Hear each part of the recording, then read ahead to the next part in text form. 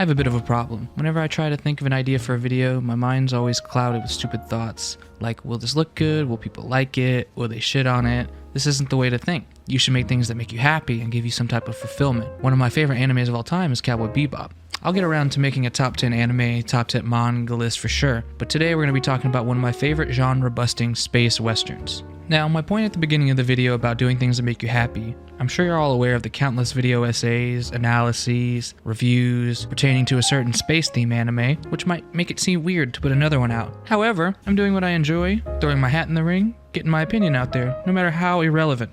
So let's get into it. Doing a quick segue, I'm going to be splitting the video into 5 different categories: exposition, music, characters, stories, and conclusion.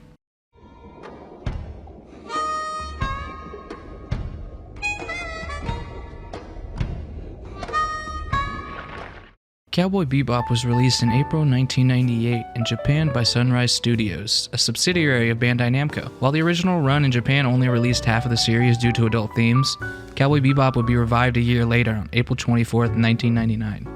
The show was directed by Shinichiro Watanabe, with the all-star team of Kiko Nobumoto doing the screenwriting, character designer Toshiro Kawamoto, mechanical designer Kimitoshi Yamane, and of course the amazing composer Yoko Akano. After receiving high praise in Japan, it was quickly dubbed into English and licensed off to various companies in different countries. In 2001, it became the first anime to premiere on Adult Swim, which, admittedly, I didn't know until I was researching for this video. At the time, anime wasn't very big in America, except to a very small population of people. So when I stayed up later and stumbled onto this edgy noir cyberpunk badass anime, I fell asleep. Almost every single time. I can't explain it. Just for the longest time, I could never watch an episode because my weak child brain couldn't take the strain of staying up. It wasn't until around 20 that I actually sat down and watched all 26 episodes in their entirety. By then I was well out of my anime infancy, so my standards were a bit higher. I mean, I watched amazing series such as Sekiro, Sword Art Online, and Clannad, and maybe, just maybe, I could look at it objectively. Also, another fun fact, Cowboy Bebop has had 2 manga adaptations. The first one was released before the anime came out and was not entirely what the show was going to be, and the second release was more in line with the themes of the show. So yeah, cool fact there. Go grab your box set for the low price of $323.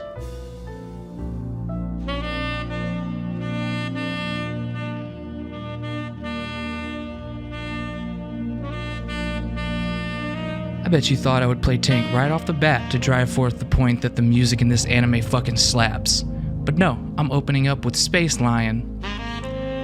It's a really good song. The song makes me feel like I'm floating in space. It's like a very cyberpunky vibe. It's very reminiscent of the score from Blade Runner. It just gives off, yeah, like I said, that cyberpunk vibe that I love so much. It's not just the synth sounds though, there's also the addition of funky jazz tracks and rustic guitar riffs. Like if cyberpunk, westerns, and jazz could somehow procreate, this would be the offspring.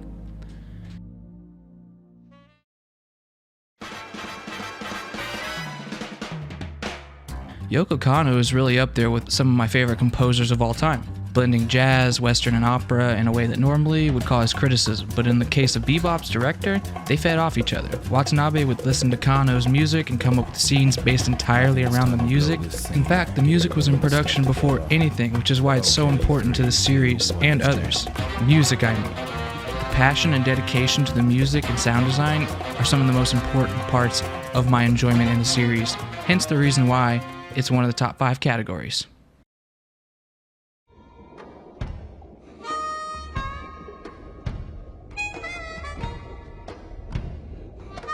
The main cast of Cowboy Bebop consists of Spike, a former hitman gone AWOL, Jet, a former ISSP officer, Faye, an amnesiac con artist, Ed, a quirky little girl who's proficient in hacking, and Ein, a genetically engineered corgi with human-similar intelligence. These 5 characters make up a big majority of the show and why it's so big, and why it's very character-driven. However, there are a few side characters here and there that serve as a story as well, such as Vicious and Julia, and a couple other characters that I can't really think of. With that being said, our 5 main characters will take center stage for this segment. Spike, a tall bounty hunter that was born on Mars. He's proficient in hand-to-hand combat that's inspired by Bruce Lee and also has an artificial eye, which is likely the reason for his immense skill with firearms and ship flight. He has greenish-black hair, and he rocks a suit with a skinny tie and a yellow shirt. With boots inspired by Lupin III, Spike acts tough on the surface, but actually has a soft side that you get to see when he meets new people over the course of the series. There's a bit more I'd like to talk about with Spike, but I don't want to ruin everything in case someone watching this is trying to get into it. Our next character is kind of like a juxtaposition to Spike, an opposite if you will. He acts like a father figure of the Bebop. Jet, he's everyone's favorite mechanical armed, bearded, bald on the top former ISSP officer. Jet, like Spike, is proficient in hand-to-hand combat due to his years on the Force, but he relies on power over technique like Spike. Also proficient in firearms, he uses a pretty old-school gun from our time, from the pre-2004 era. It's a German-made model, which is crazy seeing how the story takes place in 2071. Anyhow, like any other Bebop character, he has to have a tragic backstory. Love interest aside, due to spoiler reasons, I'll just say after losing his arm on a case, he decided to replace it with a mechanical arm, even though the option to have a biological replacement was there. This was all for him to never forget his mistakes. It's almost like the story's trying to tell you something about the past and not being able to run from it. Anyhow, next character. Everyone's best girl con artist Amnesiac. With a personality like that and intelligence rivaling today's top mind, who wouldn't fall for this lovely specimen? Memes aside, Faye is actually a very interesting character due to the mystery surrounding her and her amnesia. She has no idea who she is, being cryogenically frozen after a space shuttle accident in the past, way past, like early 2000s past. But also in many ways, she is a culmination of a lot of the issues with modern times, like gambling addictions, heavy drinking, and betraying people to better her own means. Until she meets Spike and Jet, that is. Although she doesn't join in until the second time they meet, Faye overall is a good addition to the team and the cast of the show. She adds a little bit to every category. She's easy on the eyes, she can throw a punch, and she's even a decent pilot. Overall, I'd say she goes perfectly with the other characters on Bebop. And when I say goes perfectly with the others, I don't mean they all get along. No, it's actually quite the opposite, which leads to a lot of great moments and arguments between characters. Next up is the Bebop's own weirdo genius hacker, Edward Wong Hao Pepelu Tversky. I can't never pronounce that right. The fourth. Yes, that's her name. Along with being highly skilled with the computer, she's also the primary source of comedic relief for the show. Sure, every character has moments that make you laugh, but Ed really is at the center of a lot of the jokes in the show. Like, for example, when Faye promises Ed that she can come with them on the Bebop and then they leave, she hacked into their ship and controlled the ship around, and I just thought that was a really funny moment. Ed isn't very strong in combat, as she's only about 13, so most of her work is done through her computer. Also, she sports a neat set of goggles that allow her to enter virtual reality and see entire networks to make her hacking job all the much easier. Last but not least is arguably the goodest boy in all of anime. Who doesn't love corgis? Sure, they aren't known for their intelligence, but Ein is genetically modified to have around human intelligence, which is a plus in my book, right? You take the negative of a corgi and take it away completely. You got a perfect dog right there. Rant aside, you see Ein roaming curiously around a lot of the times. In another, he communicates with other species in the anime, crazy enough. And in the manga, they go a bit more depth about Ein's intelligence. But, I didn't read it because it's $300. With all these zany characters, they must get themselves in some crazy antics.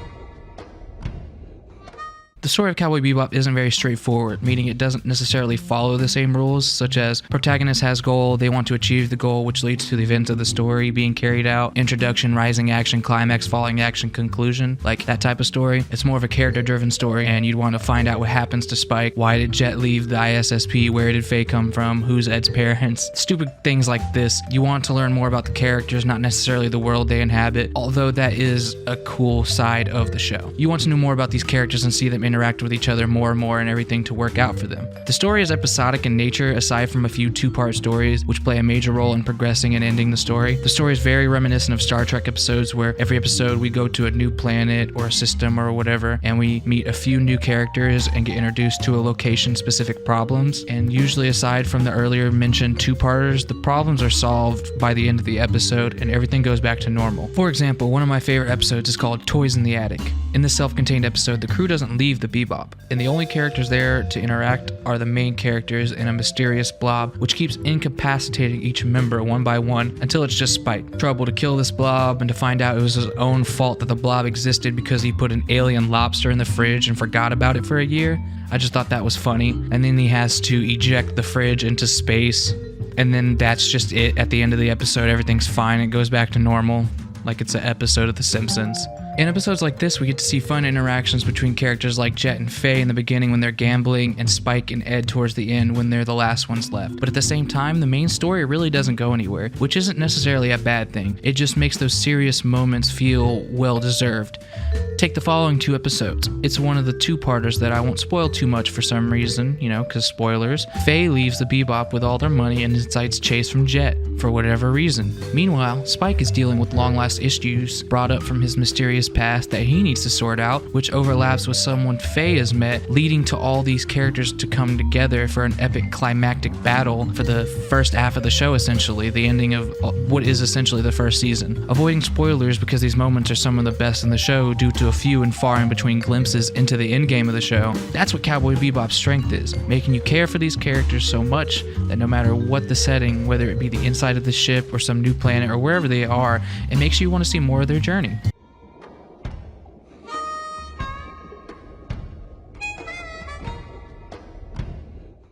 Bringing all these thoughts together, I'd say that Cowboy Bebop has had an immense impact on not only me, but the whole world of media. It opened the door for a bigger variety of anime, more genres that provoked thought and contributed to the art form. Without Cowboy Bebop, we might not have this insane history with Toonami as one of the best places in America for a while to watch anime. Now we can just watch online or get Crunchyroll or Funimation, etc. But back in those days, this show was paving the way for a medium of entertainment that I would grow to love as I got older. And now I'm even making videos about the things I love. Just goes to show the impact some shows could actually have on you. Well guys, this was a great time and I really enjoyed rewatching part of the show and researching stuff for the video. I enjoyed making the video, and if you enjoyed watching the video, let me know in the comments. Leave a like if you liked and subscribe if you're interested in more anime and manga discussions and reviews. Yeah, up until next time, have a good one y'all. Peace out.